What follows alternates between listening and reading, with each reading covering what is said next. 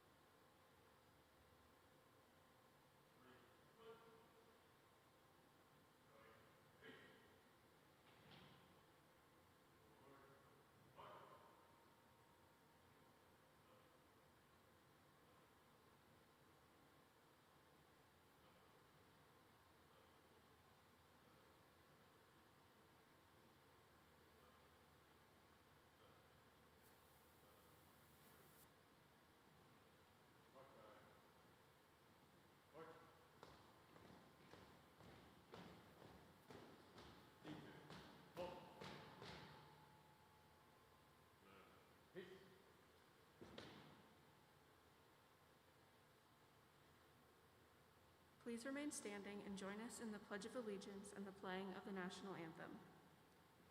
I pledge allegiance to the flag of the United States of America and to the republic for which it stands, one nation, under God, indivisible, with liberty and justice for all.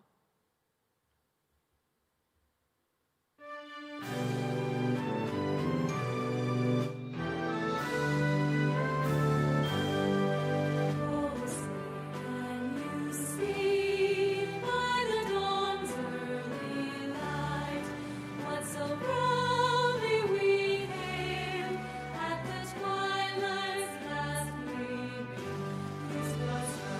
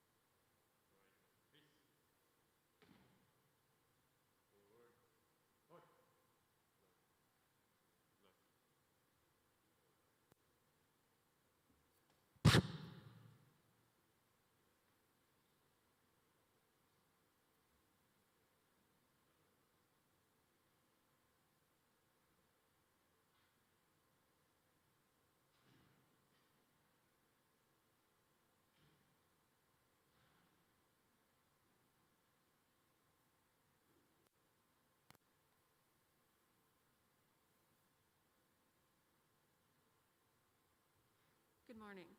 My name is Shelby Bradley, and I'm the director of the Spirit and Traditions Committee for the Purdue Student Union Board. I would like to welcome everyone today to our Veterans Day ceremony.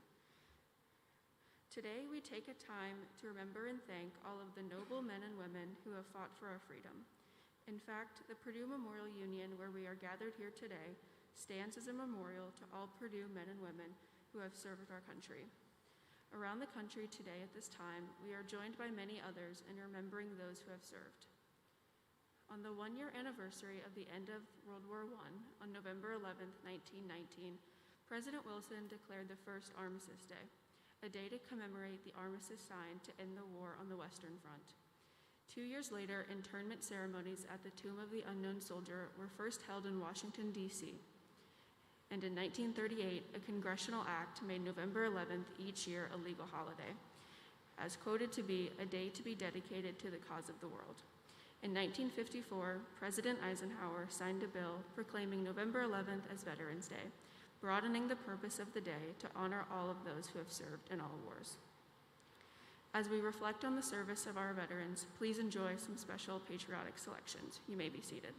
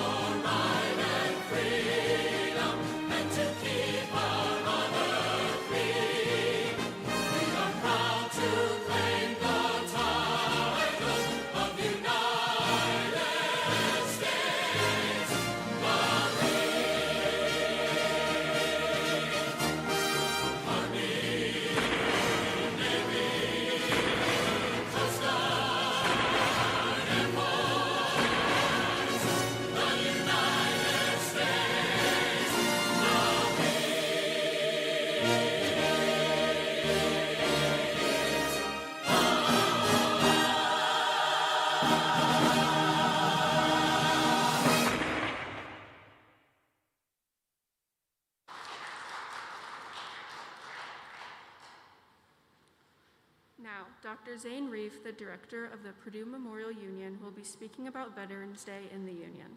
Please help me welcome Dr. Reif.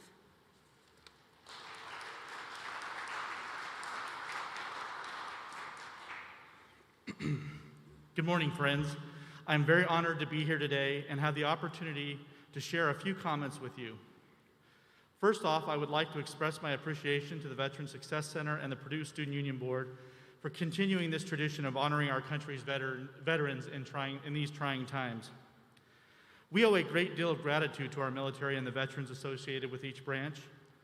After World War I, many of those surviving soldiers returned from home to the United States and enrolled in institutions of higher education, making it one of the largest upsurges of attendance in the history of colleges and universities.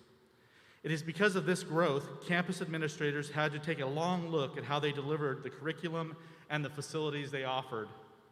Soldiers returned to campus to find crowded housing options, grim social opportunities, and limited dining choices. Many of these men and women had grown accustomed to social areas, recreation centers, and canteens that provided relief during the war.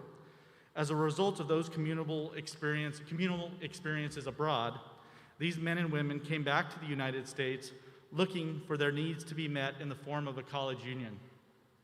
The college union gave these individuals a place to meet, socialize, and mobilize. It was a place for them to join student organizations, organize a dance, or assemble a protest for unjust social issues. As a result of this influx in student activity and tribute to those that sacrificed and served our country, these facilities were honored as memorial college unions. The Purdue Memorial Union exists because of the sacrifice of our veterans and the forethought of those survivors that came back to campuses to recreate those social experiences and honor our brave men and women. Please listen to a few highlights of this wonderful facility and how the architecture represents that appreciation and acknowledges our own melting pot of students at Purdue University. These comments come from a speech back in the 1920s. The Union stands as a permanent memorial to the men and women who served in defense of their country, protecting the very freedoms we enjoy today. It is our duty and privilege to maintain the Union as a symbol of the unity of spirit that transcends our individual differences.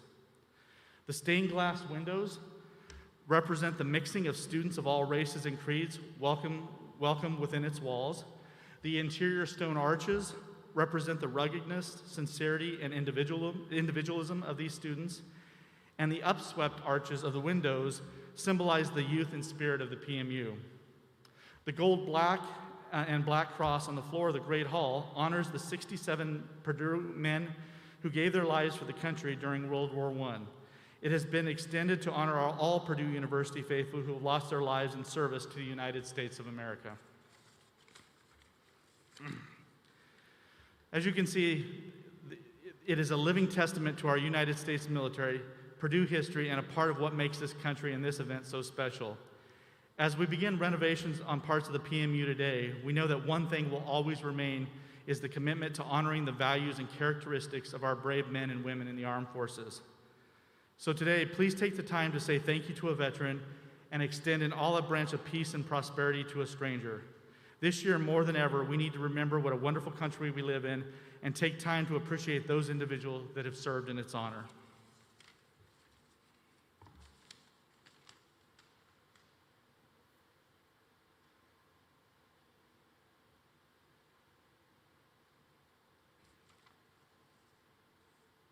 Next, we will hear from two different speakers. Our speakers today consist of students who have recently served.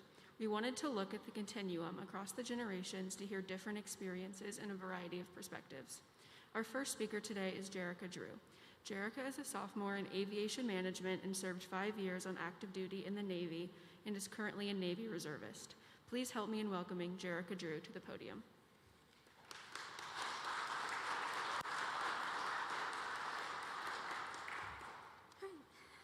Good afternoon.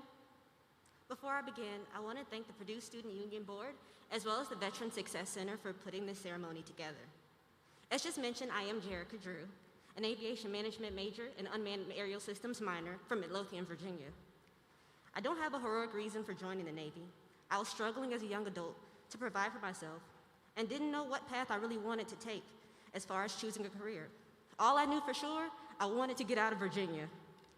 I wish I could say I chose the Navy, but in all honesty, the Navy chose me. They were willing to work with me on my weight, which at the time was considered out of regs for all military branches. My recruiter was eager to get me enlisted, and in the moment, it never clicked that this outstanding customer service wasn't exactly geared towards me, but the Navy really needed recruits now and fast. In less than 3 months' time, I had agreed to serve and was sent off to boot camp. During my tenure, I completed 2 deployments, visited 7 countries. I was stationed at 3 different commands, which is really uncommon for a single enlistment. I participated in hurricane relief for both Puerto Rico and Houston, Texas. I gave tours briefly aboard the oldest commissioned warship afloat, the USS Constitution. I completed my service as an E5, Aviation Administration's maintenance personnel, also known as an AZ-2, with 2 Navy and Marine Corps Achievement Medals and enough ribbons to question if I was only really in for 5 years. When I was given the opportunity to speak today, what veteran means to me, I knew my unique experience would make this difficult. There are many things that come to mind, and I couldn't pinpoint what it was exactly, but in true sense of what it is to be a sailor, I stumbled upon the answer. But first, I'll cover the realm of thought that led me to this point. Experience. Veterans Day reminds me of the vast lessons I learned over my time in service. As mentioned, I shuffled around a lot while I was in active duty. I began on special duty in Boston, Massachusetts, at a land-based command in charge of upkeep and community relations side of the Navy. I rubbed elbows with senior officers on the regular basis and coordinated ceremonies aboard the ship and conducting tours on the regular basis. I was quickly moved to needs of the Navy status, which means I would be placed somewhere essential to sea obligation. I had never been on a warship before, but I was thrilled about the places I would travel to. I daydreamed about being stationed overseas in Japan, Spain, maybe even Greece. I received orders to the good old Commonwealth of Virginia, the only place I didn't want to be. Later in my career, I received another set of orders. This time, the circumstances seemed more favorable. A large group of undesignated sailors, which just means we weren't assigned positions yet. About 8 of us had been given permanent jobs, which had set, the Aviation Administration's job had set a quota aboard ships, so we were all told we would be moved. As everyone began to receive their orders about a month later, they were placed in Hawaii, Florida, and San Diego. I remember being so anxious to find out where I would be headed next. To my surprise, my next command was literally 3 piers down. The ships were so close, I wouldn't even have to move my car. While stationed in Norfolk, I was first placed as an aircraft chalk and chainer, which means I was tasked with approaching live helicopters and either chaining them down to the flight deck or releasing them prior to takeoff. It was grunt work for sure, but an adrenaline rush, and flight quarters are never mundane. It was here aboard the USS Wasp and an LHD-class ship that I learned the importance of social skills. It's a strange takeaway, but I'll explain. Going out to sea on a warship is like stepping aboard a floating time capsule, headed back to 1995. The phones have cords, Wi-Fi is not a thing, and movies are aired on TV with no capability of rewinding. It taught me the importance of people, how valuable personal relationships are, and that you have to look up from your phone to make any kind of lasting connection. We truly only have one another. I found this out during my first deployment, a 181-day deployment and 172 days sent out at sea. For the millennials in the room, your Spotify, Apple Music, or any other store cloud data self-deletes after 30 days. We literally had nothing. We only stopped in Greece, and I'm sure I don't have to explain how wild the Liberty Call was after 5 months straight out at sea with no days off. I became very close with people I would not have considered friends in a regular setting. For example, my favorite person, a 39-year-old white man named Alan Davis. Alan is the coolest guy. He's hardworking, knows his job in and out, and he's still extremely laid back. He joined the Navy later in life for the medical benefits. Both him and his wife had cancer, and thankfully they were both in remission, but of course, he still had many medical bills.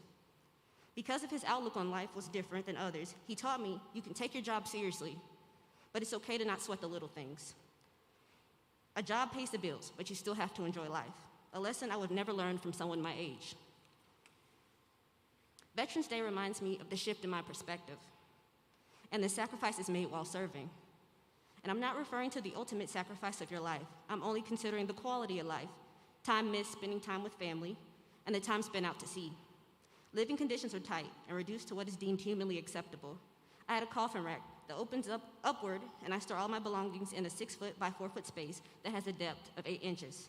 I lived in a building with 220 other women, with 8 shower stalls and 6 toilets for us all. Remember that the next time you complain about your annoying roommate. I miss funerals, birthdays, 3 Christmases, which are really huge in my family, due to the mission coming first. My perception of time was warped.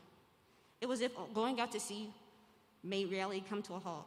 Of course, it was far from reality. I can say without hesitation, I know how much I can accomplish in a day. Whenever I'm having a bad day now, I remind myself of the worst days in the Navy and how things are never quite as bad. Today reminds me of pressure. Separating from the Navy in December of 2019 and jumping right into school here at Purdue, I feel pressure to prove to my friends who are still on active duty that a successful life outside of the armed forces is completely possible. I feel pressure to not let them down and be the example that it's okay to take risks and follow your gut. Being able to celebrate Veterans Day reminds me of the standard I have to uphold and the level of expectations civilians have of me once they find out I'm a veteran. To be a veteran is an honor I don't take lightly. I'd go as far as to say it's not even about patriotism, but more so selflessness. Veterans are a unique breed. We handle chaos calmly and would give our lives for the greater good of all. Our quality of work is well known as precise, prompt, and done ahead of schedule. Veterans Day aside, there's not a day that goes by that I don't think about the lives lost. During my first deployment, a good friend of mine took his life while on watch between midnight and 4 a.m., which was his shift. We often laughed about our stressors, but I'll admit, I was oblivious to his real pain. Unfortunately, the veteran suicide rate is 1.5 times higher than the civilian rate. 17 veterans die of suicide every day. With no access to the luxuries of modern technology, as previously stated, the people you surround yourself with make or break your time served. The Navy is not a combat-based branch, and our biggest enemy continues to be our own minds. I'll never forget how pumped our Marines on board were to put boots to ground and the solemn walk through the hangar bay when everyone didn't make it home. There's a level of mental fortitude that comes with serving in naval conditions. And I can say I chose to separate at the end of my contract because I couldn't ignore the mental fatigue sea duty had on me and my friends as well. In closing, Veterans Day overall means embodying humility to me. No one's service is the same, and I will never compare my time in to anyone else's. I have respect for all who chose to serve, whether a single contract or until you were eligible for retirement. Thank you for what you've done. Civilians may not always understand us, and many have negative stereotypes about our capabilities. Continue to prove them wrong. Take pride in our service and enjoy all these discounts today. Happy belated 245th birthday to the Navy and 223rd to Old Ironsides, the oldest commissioned ship in the fleet. Boiler up, and most importantly, don't just think of it, ask them if they're okay. Thank you.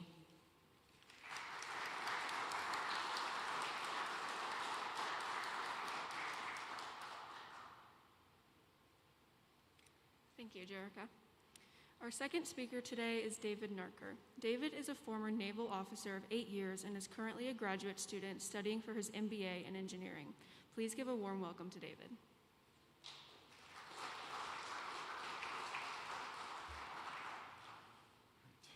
Good morning, everybody. That's going to be rough to follow up, Jericho. We'll see what I can do. As Shelby said, my name is David Narker. I proudly served the Navy for 8 years as an officer. I graduated from the Naval Academy in 2011, and to be able to look back 14 years to 18-year-old me and say you're going to be speaking as the president of the SBO at Purdue University, I would not have believed that. Just like Jericho, you got to experience so many things in the Navy. I got to travel to so many different places and meet some amazing people. I got to go on 2 deployments.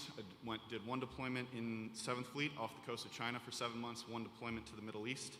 The first one was on board a destroyer, and the second deployment was on a small boat squadrons as a platoon commander. My shore tour was in Washington, D.C., working for the Defense Threat Reduction Agency, and I actually was in one of the places that I traveled to was Guatemala, about a month before a major volcanic eruption, teaching them about disaster relief, and they texted all of us that were down there to tell us how many lives that we saved doing volcanic evacuation drills and search and rescue training down there with them. So today is, in the similarities to Memorial Day are here, right? I don't need to explain the differences, but I think that there's a major nuance that you don't see, that Memorial Day and Veterans Day start at the same spot. They start with young men and women that volunteer to leave what is comfortable and transition into what is unknown. People like my grandfather and his two brothers that left for World War II, they grew up on a farm in Ohio and had never left the Midwest, and then are over in Europe and the Pacific. And just as today, after 2001, all of us who have signed up knew that we were joining a military at war, and we knew that we would be put into harm's way. So Veterans Day is about those that come back, and we've already discussed how this place is designed around that, is designed for us, as Jerica put, worrying about the mental health of our veterans as we come back. We return to society and we have some physical and some mental scars. And we re-enter with a skill set to civilian life that is not always easy to transition to. Many people are able to overcome the obstacle, yet some are not. So Veterans Day is not just about celebrating those who have served, but helping them as well. As a veteran, I do believe that it is my duty to ensure that my brothers and sisters around me have the support that they need. Every veteran deserves and requires the right to be understood and to be successful and to have a family, just like my grandfather and my great uncle 60 years ago in World War II. And beyond that, the desire to serve our country and our community doesn't end with our EAS date. A successful transition of a veteran benefits not just the veteran, it benefits the community as a whole. The wealth of experience brought to the table that you have from military service, from traveling, from seeing different perspectives in different places, and everything that you learned in the military makes a transition into the civilian world so much more than somebody without those experiences. And that drive that you possess is something that can't be coached, it can't be trained into you. It's something that we naturally and innately have, and we continue to use that for the benefits of society and the people that we live with every day. So, it has, as the president of the Student Veterans Organization, it really has been my honor to speak to you guys today. May God bless first the United States of America, all of us present here, and all veterans on this special day. Thank you very much.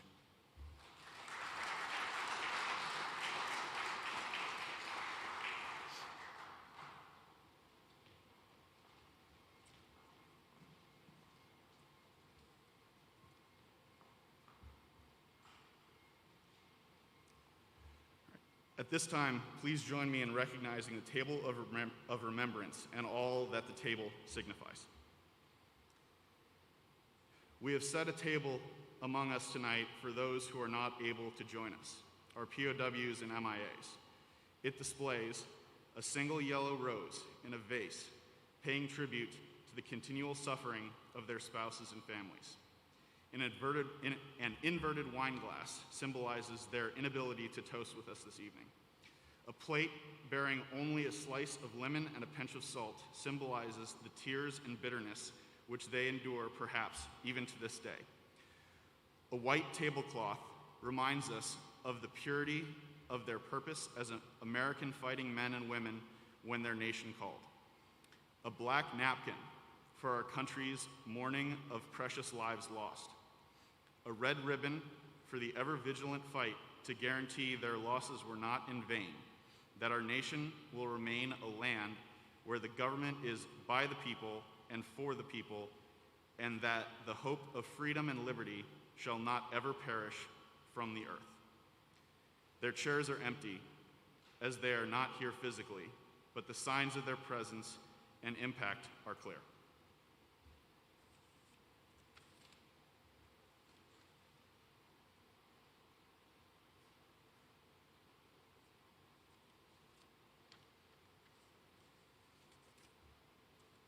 Thank you, David. Now please stand for a moment of silence.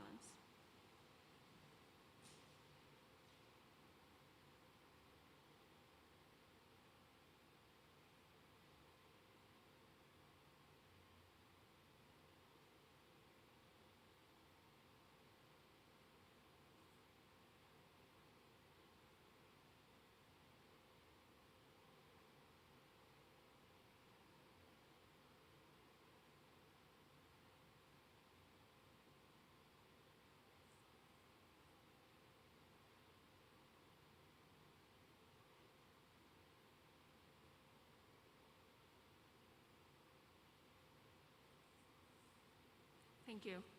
Now please direct your attention to the doors directly in front of you for the 3 memorial volleys by the American Legion Post 38 and the Purdue Student Veterans Organization. Please stay seated during this time.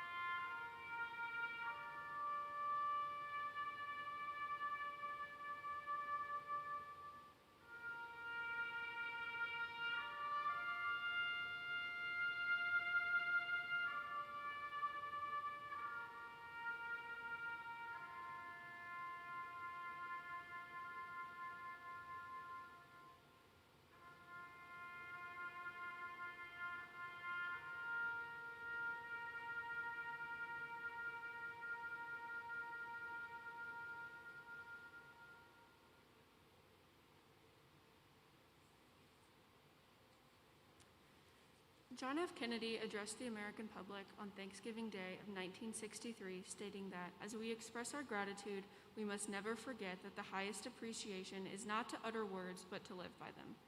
His timeless message continuously reminds us not to take lightly the praises we make to celebrate our defenders' sacrifices. Events like today are meant to show our highest appreciation for our veterans.